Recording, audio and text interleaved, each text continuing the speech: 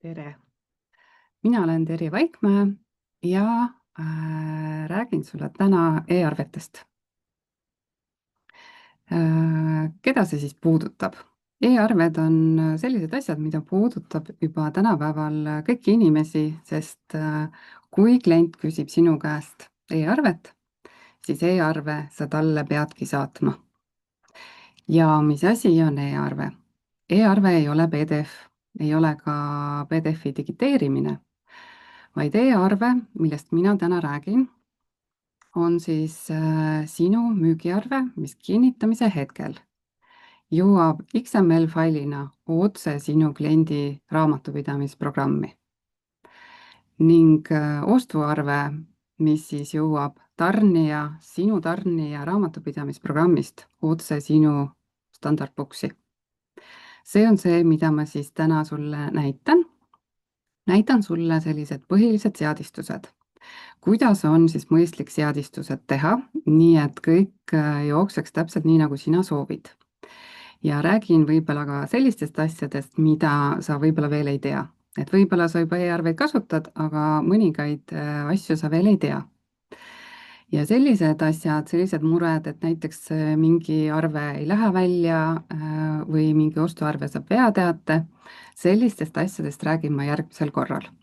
Et selleks on siis e-arvete teine osa, kus ma räägin siis juba täpsemalt. Aga täna siis vaatame neid põhiseadistusi. Ja jagan sulle kohe ka siis oma ekraani ja näitan täpsemalt.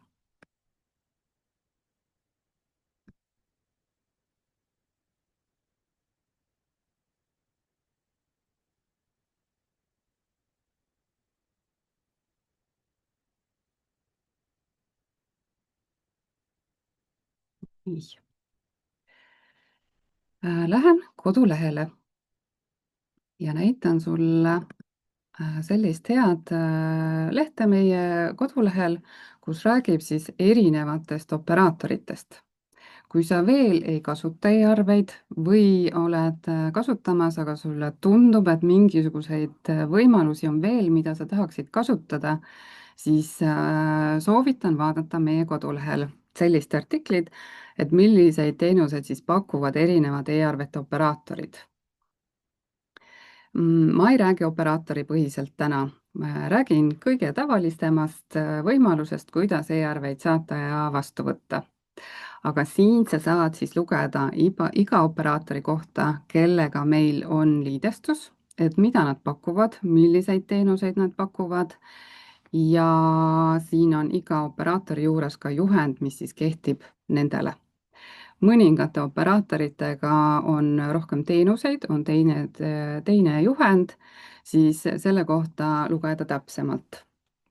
Näiteks Costpocketi kohta on meil tulemas kohe järgmine webinar, kus siis räägitakse täpselt Costpocketi erisustest ja mis võimalused seal on. Aga täna mina räägin sellistest üldistest asjadest ja näitan sulle.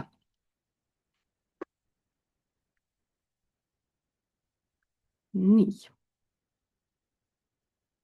Millest siis alustada? Kõigepealt peavad olema siis korras sinu ettevõtte andmed. Kui sul on baasis mitu ettevõtet, siis igas ettevõttes võid sa kasutada erinevat operaatorit. Täpselt nii, kuidas just selle ettevõtte soovid on, et milline operaator vastab mingi ettevõtte vajadustele. Ja mis on siis ettevõtte andmetes olulised? Lähen moodulisse üldine ja võtan lahti seadistused, ettevõtte andmed. Siin teisel lehel on siis e-arvete jaoks oluline kindlasti registreerimisnumber, sinu ettevõtte REC-number, mis suure tõenäosusega sul juba ongi korrektne, seda on vaja igasuguste liidestuste jaoks. Aga teine nüanss, mida võib-olla alati ei teata, on milline IBAN läheb e-arvele. E-arve formaat XML võimaldab ainult ühte IBANit. Ehk e-arvele saab minna ainult üks IBAN ja selle sa märgid ära siin esimesel real arveldusarve. Dokumendi mallile võid sa neid mitmeid panna, kuid e-arvele faili läheb ainult üks ja see on sellel väljal.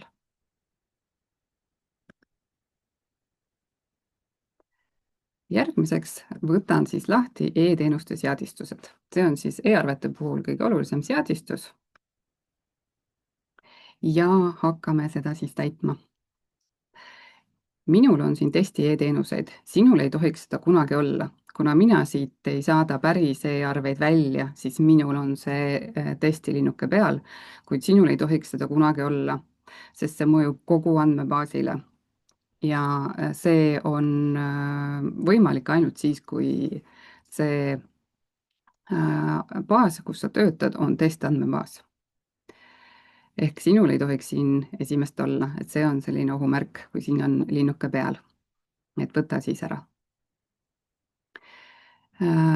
Järgmine linnuke, mis mul on siin pandud, on e-arved PDF-failidega. Soovitan seda kindlasti peale panna, sest ma tahan uskuda, et sa soovid, et sinu e-arvega läheb kaasa sinu enda PDF-fail. Mõni operaator võib panna ka oma PDF-i, kui sina ei saada. Aga suure tõenäosusega sa tahad seda saata ja on osad operaatorid, kes ei võta ka vastu, kui sul ei ole PDF kaasas. Ja nüüd järgmine osa on kõige tähtsam osa, mis tuleb läbi mõelda, vastuvõtukanal. Ja siin sa määrad ära, milliseid kliente on sul kõige rohkem. Kas need on kliendid, kellele saadetakse e-arveid või pigem on sul neid kliente, selliseid arveid rohkem, kellele ei saadeta e-arveid. Et siin sa paned paika üldreegli. Ehk näiteks, kui sa paned siia e-arve, siis saadetakse e-arve kõikidele sinu klientidele. Aga kas see on sinu puhul õige? Kui sinu puhul on õige, et enamustele klientidele läheb e-arve, siis sa panedki siin vastuvõtuks kanaliks e-arve ja kontaktikaartidel määrad ära siis nendel kontaktidel, kellel ei tohiks e-arve minna. Et ära saada välja kõiki arveid e-arvena operaatori poole teele, kui tegelikult ainult osad peaksid minema e-arvena. Siin on võimalused ka teised internetipanka, eelistus operaatori keskkonnast, e-maili, paberarve, aga vaikimisi on nähtamasti pigem vaja sul kas seda esimest valikut e-arve või on sul neid kliente rohkem, kellele ei saadeta e-arveid. Kui ma panen siia e-arve, siis sellisele kontaktile, kellele e-arve välja minema ei peaks, võtan siin ühe lahti, näiteks eraisiku, siis e-andmevahetus on selline leht, kuhu ma siis temale ütlen eraldi. Ja siin on ilusasti selgitatud ka, kui kontaktikaardil on määratud vaikimisi, siis kehtib see vastuvõtukanal. Ja vaikimisi ongi kõikidel uutel kontaktidel see kanali eelistus vaikimisi.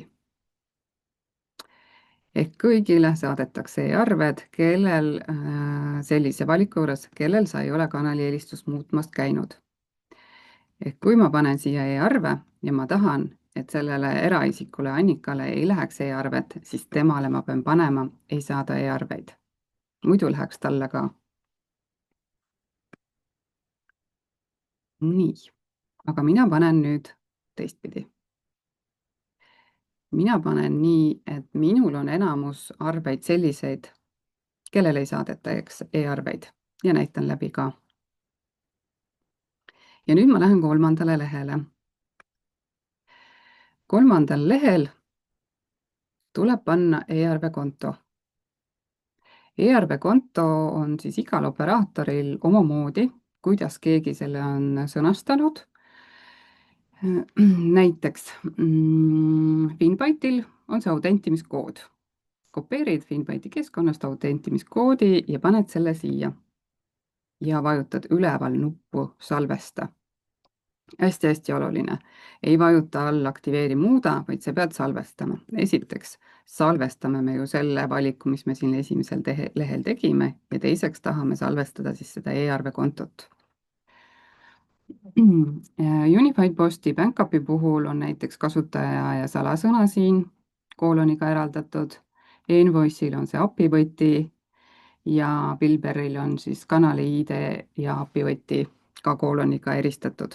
Et vaata siis järgi, juhendis on täpselt öeldud ka iga operaatori kohta, et kuidas just sellel operaatoril see e-arvekonto genereerimine käib ja siis siia tuleb see salvestada. ja igal ettevõttel on siis oma e-arvekonto. Nagu ma ütlesin, siis võib kasutada iga ettevõte sellist operaatorit, mis ta soovib, et see on siis ettevõttepõhine e-arvekonto, et programm oskaks teha siis päringut õige operaatori vastu, õige ettevõtte vastu. ja kui sa vajutad siin salvesta, siis läheb kinni see seadistus. Võtan siin, mul on see lühiteedes, võtan ta uuesti lahti ja need valikud, mis ma olen teinud, on siin ilusasti peal. Mina e-arvekontot praegu siia ei pannud. Sinul peab siin olema, kuna minul on see testbaas, aga sinul peab siin kindlasti e-arvekonto olema, et muidu ei tasu sul siin aktiveeri muuda vajutada veel. Ja nüüd me siis, kui me oleme pannud selle salvestanud siia ära, siis alles vajutame aktiveeri muuda. Vaikimisi on sul see seadistus tühi. Ühtegi linnukest siin ei ole alguses ja operaatori mummuke on siin kõige esimese peal. Soovime e-arveid saata ja vajutada, siis valida siit oma operaatori. Pilveri näiteks on täiesti tasuta operaator, et ei ole ühtegi põhjust, miks ei saaks e-arveid saata või vastu võtta, kui küsimus on rahas. Et Pilveri pakub oma teenust täitsa tasuta. Temal küll ei ole teisi teenuseid, mida siin mõned operaatorid pakuvad, näiteks digiteerimine. Ja vajutan muuda. Nii. Vahetan omale ettevõtet. Lähen teise ettevõttesse ja võtan selle uuesti lahti. Ja siin on minul, ma lähen siia nüüd vaatama, aktiveeritud Envoice. Et näitan selle pealt. Mis siis nüüd juhtus? Valisime kanali eelistuse ja aktiveerisime oma teenuse ära ja kuidas siis need e-arved nüüd hakkavad välja minema. Lähen müügiarvete moodulisse ja teen uue arve.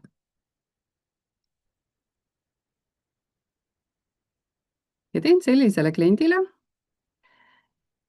kes on e-arve vastuvõtja.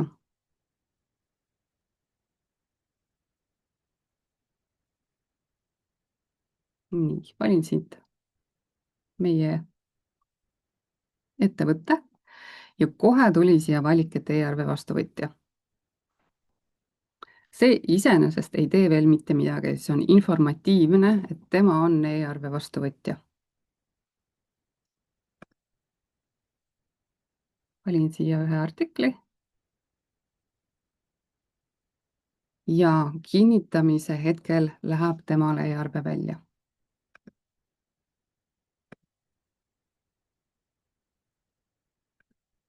Teen lahti arhiivi ja mis juhtus kinnitamise hetkel? Siia arhiivi tekkis PDF.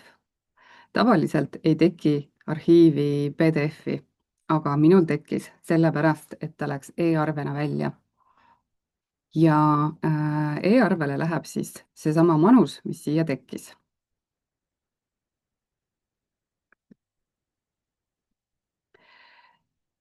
Nii, panen selle kinni ja näete, siin on mul veel mõned arved, mis on ilusasti läbi läinud, nendel on siin linnuke. Siin arvete sirvi aknas on oluline vaadata seda seisu.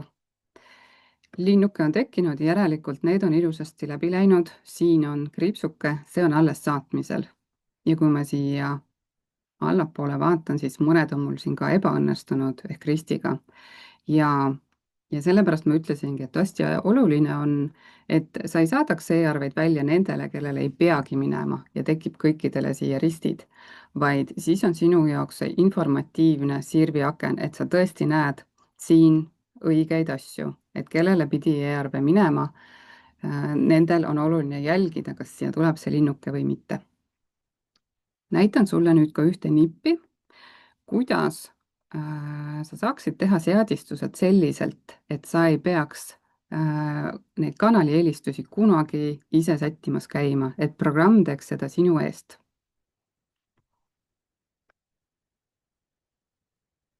Ja selleks on seadistused mõistlik teha järgmiselt. Lähen jälle moodulisse üldine ja moodulis üldine on selline seadistus nagu RIP-päringu seadistus. No nii. Ja siin ta on. Ja siin ma soovitan peale panna sellise linnukese nagu muuda e-arve vastuvõtu eelistust. See esimene, mis vaikimisi programmis peal on lihtsalt päring. See päring teeb seda, et sinu kontaktidel ja nagu minul müügiarvele tuli lihtsalt see linnuke, et see klient on võimeline e-arveid vastu võtma. Aga kui sa paned siia selle teise linnukese, siis programm sinu eest sätib selle kanali eelistuse kontaktil õigeks. Ja selleks on vaja panna e-teenuste seadistuses ei saada e-arveid. Ehk vaikimisi on vastuvõtukanal ei saada e-arveid. RIK-päringu seadistuses paned peale selle teise linnukese, siis programm kontrollib sinu eest ja teeb iga arve koostamise hetkel selle päringu. Ma salvestan selle, vastuvõtukanal on minul ei saada e-arveid ja näitan kontakti.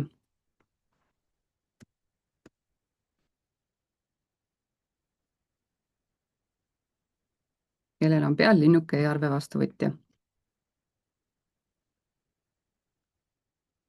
Ja mis siis programm teeb minu eest? Ta paneb kanali eelistused temal e-arve. Ehk et temal on eelistus e-arve. Kõik, kes ei ole e-arve saajad, nendel on vaikimisi, nendele e-arve ei lähe. Ja mida programm veel teeb? Ta paneb siia ka linnukese e-arve PDF-failiga. Ehk et temal läheb alati siis meie PDF kaasa. Ja selliselt on hästi mugav, siis sinu jaoks see linnuke siin ei ole lihtsalt informatiivne, vaid tõesti nii ongi. Kui on siin e-arve vastuvõtja kontaktikaardil, siis programm sinu eest ka selle kanali helistuse teeb. Et see on hästi mugav, need kliendid, kes seda kasutavad, ei taha kunagi sellest enam loobuda. Nende jaoks on oluline, et see automaatika töötab. Kui tõesti tuleb uusi kliente juurde, siis alati on kõik õige seisuga iga kontakt. Ja see kontrollimine käib iga arve koostamisel. Ehk et iga arve koostamisel programm selle päringu teeb ja kontrollib, kas ta on e-arve saaja. Kinnitamise hetkel on see seis alati õige. Et ma soovitan väga seda kasutusele võtta. Ja tasub siis tähele panna, et siis ei saa kanali eelistus ise enam siin käsitsi määrata, sest nii ei ole võimalik, et ma tahan natuke automaatikat ja natuke tahan ikka käsitsi muuta ka. Et kui ma hakkan siin midagi vahetama, siis ta hüppab hopsti tagasi, sest tema päris, et see ettevõte on e-arve vastuvõtja. Oluline muidugi, mille järgi programm seda teeb, et ettevõtte lehel peab olema õige rekkood. Kõik RIK-päringud toimuvad rekkoodi alusel. Erisusena on, kellel sa saad kanali eelistust siis eristada, on eraisikud. Kuna eraisikud ei saa RIK-ist mitte kuidagi pärida ja võib-olla sa soovid eraisikutel saata internetipankarveid. Ehk et eraisik tähendab seda, et sa oled tüübi valinud siis temal eraisik. Temal on mul ettevõte, temal ma seda erisust ei vaja. Ja teine erisus on siis väliskontaktid, et kui sul on välismaine ettevõte, kelle riik ei ole Eesti, siis nendel sa saad ka erisust teha, sest võib-olla sa tahad Peppoli kanali kaudu neile saata e-arvet, et nendele saab eristust teha. Ehk et seda automaatikat saavad siis kasutada ainult need, kellel on siis e-arvete saatmine ainult teemaks. et seda automaatikat ei pea kasutama, kui sul on mingisuguseid teisi kanalieelistusi vaja, siis sina seda ei kasuta, vaid sina saad määrata erisusi. Et osad operaatorid on võimelised saatma siis ka muudesse kanalitesse. Seda pigem vähesed. Et mis need muud kanalid on? Näiteks internetipanka saavad saata ainult 3 operaatorit meil, teised ei saada internetipanka. Paberarveid minu teada ainult üks operaator saadab ja emailidega samamoodi ei saada üldsegi kõik operaatorid neid. Ehk sa saad teha siin kontaktikaardil erisusi, kui sul seda automaatikat ei ole, ja sellist erisust siis kindlasti, mida sinu operaator pakub. Sellepärast on oluline, nagu ma alguses ütlesin, et tutvu nende võimalustega. Ja räägin ka alternatiivsest kanalist. Mis asi see on? Alternatiivne kanal töötab ainult Finbyte'i puhul. Ainus operaator, kes pakub 2 kanalit, kui on soov. Näiteks ma soovin talle saata e-arvet ja lisaks emaili. Siis on selline võimalus. Ehk kanalieelistus on põhiline ja alternatiivseks ma valin siis, mis see teine kanal on. Otseselt ei ole vahet kumba valida. Et tal ei ole see prioriteetide järjekorda, aga siis sa tead, et see on ainult täna Finbyte'i puhul. Selline võimalus.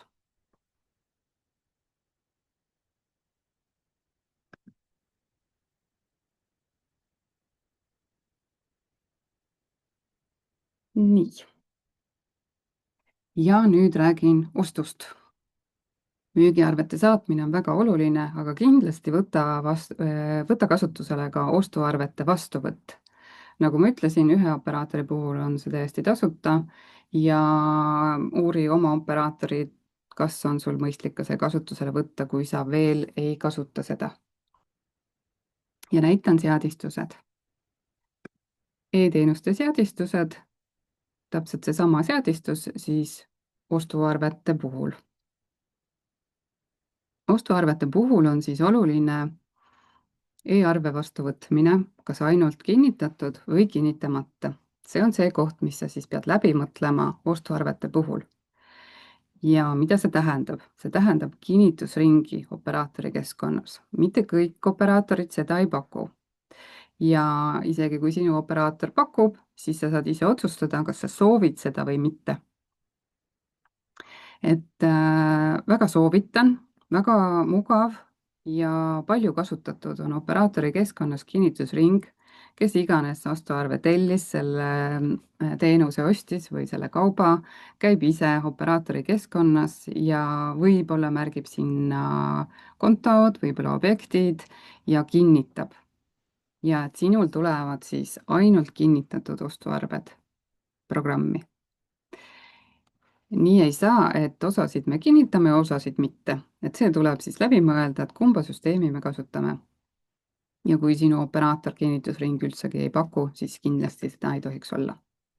Et mõtle siis läbi, kumb on sinu jaoks see juhtum, kas võtad vastu ainult kinnitatud või kinnitamata. Ja siin teisel või sellel 3.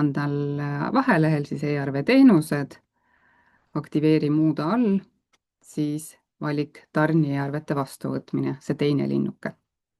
Et esimesel, enne ma rääkisin müügiarvetest, mis on siis esimene valik ja teine on siis tarniarvete vastuvõtmine. Ja siin on märgitud siis taga ka iga operaatori nimi, kes seda teenust pakub. Et ära vali kõike 4, mõtle ilusasti läbi, millist teenust sa kasutama hakkad.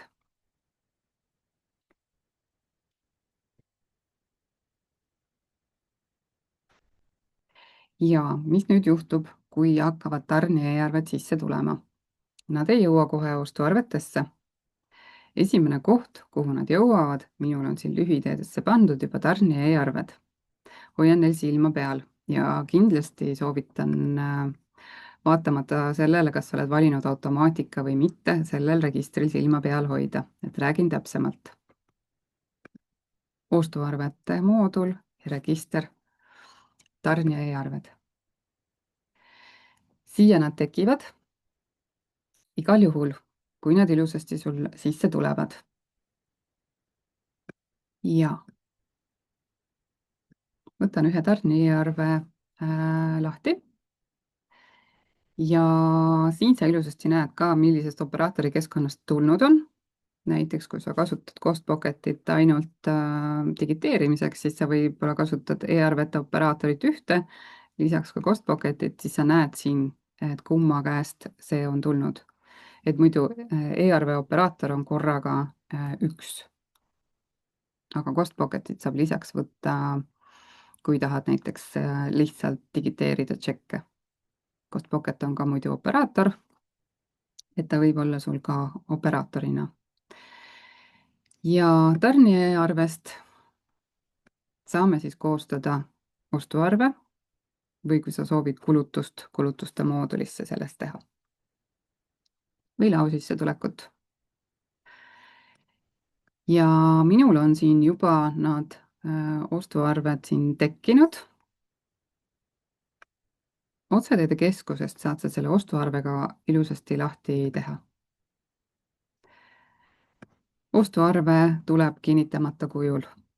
Ehk ostuarve tuleb sul valmis, kui sa paned automaatika peale või kui sa koostasid selle siin käsitsi. konto minul on peale tulnud, kui sa oled tarnijale konto peale pannud, siis see tuleb tarnija pealt või kui sul on juba kinnitusring ja sealt on ilusasti kontot peale pandud, siis konto tuleb. kui sa pead seda muutma, siis tee oma korrigeeringud, vaata üle, kas kõik on õigesti. minul on siin näiteks käibemaksukood 22, kas see ikkagi on õige. vaata ilusasti oma ostuarve üle ja siis kinnitad.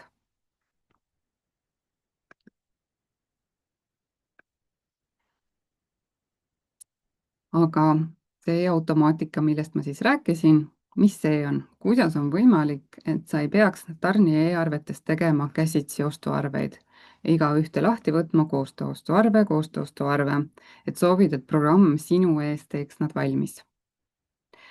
selline võimalus on siis olemas. oluline on see, et tarnija e-arve on siia registrisse sisse jõudnud ja PDF on ka talle kaasa tulnud. See on 2 erinevat päringut. Kõigepealt tulevad sulle sisse tarnija e-arved ja siis tulevad neil manused hiljem järgi, ehk siin võib olla väike viide sees, et vahel vaatad siia, et miks mul juba ei ole ostuarve tekkinud. Siis kannatust, tulevad järgi ja tekivad ilusasti ostuarved. võtan uuesti e-teenuste seadistused lahti ja siin ettevõttes on mul peale pandud selline linnuke nagu tarnija e-arve automaatne kinnitamine ja see linnuke seda teebki. siin on mul peale pandud, et mul tulevad ainult kinnitatud. Nad on juba kontrollitud, keegi on juba operaatori keskkonnas ära kinnitanud, juba kontrollinud, need on õiged e-arved, et miks ma peaks neid koostama tarnija e-arvetest iga kord käsitsi. Ma ei taha seda käsitööd teha, ma panen peale tarnija e-arve automaatne kinnitamine, see tähendab, tarnija e-arve kinnitati ja koostati minu eest see ostuarve ära ka. ostuarvet kohe ei kinnitata veel. et seda automaatikat siin ei ole.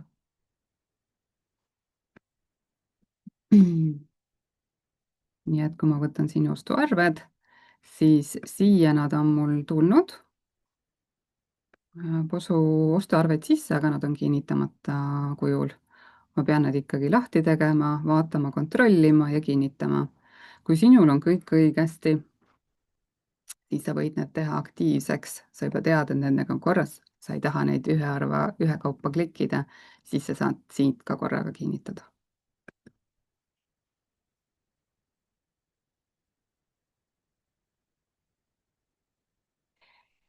Nii. Teinekord on kiire. Võtan uuesti tarnija e-arved lahti. Ja näiteks tuleb sul korraga palju e-arveid sisse, terve ports korraga. Programm neid ilusasti küsib ühekaupa ja sa muudkui ootad, kuna nad sisse tulevad. Intervall on vaikimisi 600 sekundit. 600 sekundit peaks ootama, kui sul on ettevõtet palju, siis tundub aeg jube pikk. miks see 600 sekundit on? Sellepärast, et operaatorid ei soovi, et kõik maailma standardboksid küsiksid iga näiteks 60 sekundi tagant, kas sul nüüd on mulle midagi anda, aga nüüd, et see on väga koormav operaatorile, et need päringud käiksid väga tihedalt. Müügiarvete puhul ei ole probleemi, müügiarved võivad minna siis, kui nad on valmis, aga just ostuarvete pärimine, et seal on oluline, et see intervall on niisugune optimaalselt pikk, ehk et vaikimisi siis 600 sekundit. arusaadav, et alati ei ole sugugi tore oodata, kuna nad tulevad. selle jaoks on siin nupp impordiarved. Et kui sa tuled siia tarnija e-arvetesse vaatama, et kuhu on jäänud minu ostuarved, miks nad nii kaua tulevad, siis vajuta julgelt impordiarved. Mida siis programm teeb? Ta täiesti eirab seda intervalli ja teeb päringu koheselt. Kohe pöördub sinu operaatori poolde, et kas mulle on anda sellesse ettevõttesse ostuarveid. Ja siis nad hakkavad vaiksesti tulema. Ja teine nupp on ka siin impordimanused. Nagu ma enne rääkisin, siis kui see automaatika peale panna, et sul ostuarved tegeksid ise, siis need ostuarved ei teki enne, kui manused on ka kohale jõudnud. Ja kui nüüd on sellega ka kiire, siis siin on nupp impordimanused, siis ta pärib need PDF-id ka järgi.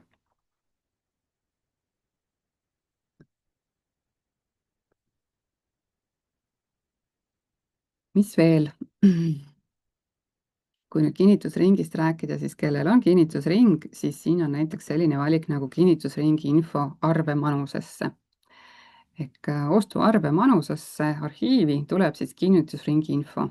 Kes kinnitas, et kogu see info tuleb, et kui sa vajad seda, kui sina võib-olla raamatupidajana ei käi operaatori keskkonnas, aga sa tahad teada, kes on kinnitajad ja vajad seda infot, siis paned selle linnukese siia peale, siis saad selle info igale arvele kaasa. Et kui sul seda vaja ei ole, siis sa seda ei vali, aga kui sinu jaoks on oluline, siis saad seda valida. Näiteks veel on siin võib-olla sinu jaoks kasulik valik. Lisaostuarve ja kulutuse koostamisel kontoobjekt. Mis see tähendab? See tähendab seda, et võib-olla sul on mingisugusel kulukontol juba konto peal määratud objekt ja sa tahad, et see automaatselt tuleks ka ostuarvele või kulutusele. Et siis pane siia see linnuke, et siis see tuleb konto pealt. Et muidu tuleb tarnija e-arve ja see ostuarve täpselt sellisena, nagu on tarnija sulle saatnud. Tema sinna objekti peale ei pane. Või siis tuleb objekt siis operaatori keskkonnast, kui te neid sinna määrate. Aga kui soovid kontolt, siis siin on selline valik. Siis üks asi, mida võib-olla ei teata, mis on oluline sinu jaoks, kui on oluline, näiteks sa tahad näha tarnija e-arvel iga rea kommentaare. Sa tahad näha seda kommentaari, mis on tarnija saatnud või mis kinnitamisringil on võib-olla sinu kolleeg sinna pannud ja sa tahad neid näha, siis on oluline, et siin peab olema iga rida eraldi. Et kui on selline kombinatsioon, et ta summeerib, siis ta ei ole võimeline ka rea kommentaare näitama. Rea kommentaare on programm võimeline sulle näitama ainult siis, kui on iga rida eraldi, sellepärast et ta ei oskaks muidu teha nende erinevate ridade kommentaaridega, kui ta peab neid ka veel summeerima. Et siis tead, et need käivad paaris, see valik. Ja kui sul on kulutustel sama asi oluline, siis kulutustel ka peab olema iga rida eraldi. Et need valikud käivad siis omavahel koos. Siin on ka üks linnuke, mida võib-olla vajatakse, et kui see siia peale panna, siis ei ole vaja tarnija e-arvetel käibemaksukoode igal real. Et siis programm seda ei taha, tema paneb käibemaksukoodi vastavalt siis käibemaksumäärale. Aga kes nüüd soovivad neid käibemaksukoode, on siis need, kellel seal kinnitusringis pannakse peale ka siis erinevad käibemaksukoodid, et nende jaoks on see oluline. Kui sinu jaoks ei ole oluline ja saad vahel veateate, et real ei ole käibemaksukoodi, siis pane siin see linnuke peale.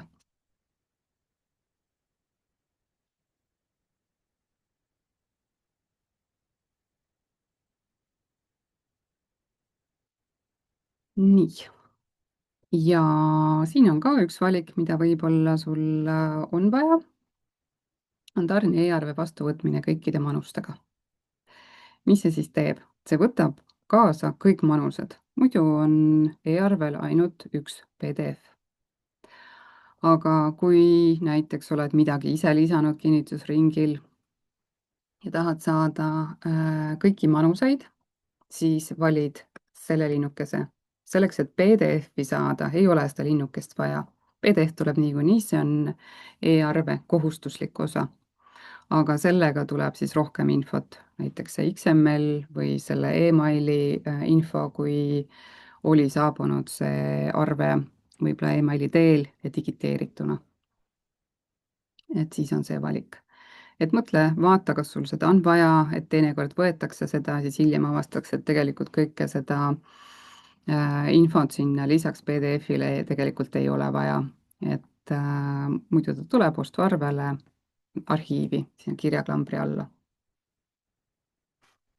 ja nendest manustest veel siis rääkida nüüd müügiarvete puhul, siis mul on müügiarvel pandud linnuke portaali ootel staatuses.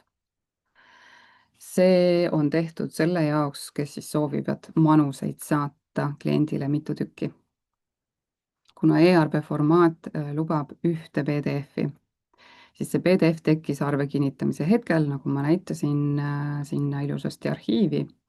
ja kui sinna panna nüüd mingi teine manus ka kaasa, siis programm ei saa kahest manusest teha ühte PDF-i. ehk läheb ainult ikkagi see PDF, mis arve genereerimisel või kinnitamisel genereerus. aga kui sa paned e-arve saatmine portaali ootel staatuses, siis läheb sinu müügiarve operaatori keskkonda, nii et ta sealt edasi ei lähe. ta jääb ootele ja sina saad sinna panna juurde manuseid. vahel on vaja, võib-olla on seal tööde üleandmise, vastuvõtmise aktid lähevad juurde, et neid on vaja panna, et sinu klient nende käest küsib, siis see on võimalus, kuidas saab. see kehtib nüüd kõikidele arvetele, et ei saa arvete lõikes valida, millisele see kehtib, millisele mitte, et saad panna e-arve saatmine portaali ootel staatuses kõigile ja siis operaatori keskkonnas saadad ise nad edasi, siis kui nad on saanud vajaliku manuse. et kui sul seda vaja ei ole, siis otseselt seda valikut pole vaja, et seda kasutavad ainult need, kes tahavad seda teist manust kaasa panna. nii, aga tänaseks ongi kõik, et need põhiasjad on räägitud. E-arved on sellised asjad, mida reeglina ei ole kuidagi vaja testida. seadistused teha õigesti, nii nagu on just sulle vaja ja hakata kasutama. kui nüüd mingi arve ikkagi ei lähe läbi, et võtsid kasutusele ja ei lähe läbi või ei tule, et siis kõikidest nendest nüanssidest räägin järgmine kord. et osale kindlasti, et ma usun, et sealt võib ka midagi tulla huvitavat sulle, mida sa võib-olla veel ei teadnud. ma vaatan, kas siin on küsimusi ka tulnud. Ühe küsimusest, ma täpselt sellest küsimusest ei saa aru, mis on tulnud, et ole hea, küsi meie tugiliinist, et saada meile kiri selle kohta, et siis me saame täpsemalt teada sinu küsimusest. aga kui nüüd kellelgi veel tekkis küsimusi, siis pange meile teele ja sa tead, et siis järgmine webinar on tulemas, kus ma siis räägin sellistest asjadest, et kui midagi läheb valesti, mida siis vaadata, mis andmeid kontrollida. seniks toredat kasutamist ja kohtume juba siis järgmine kord. aitäh sulle, et tulid kuulama.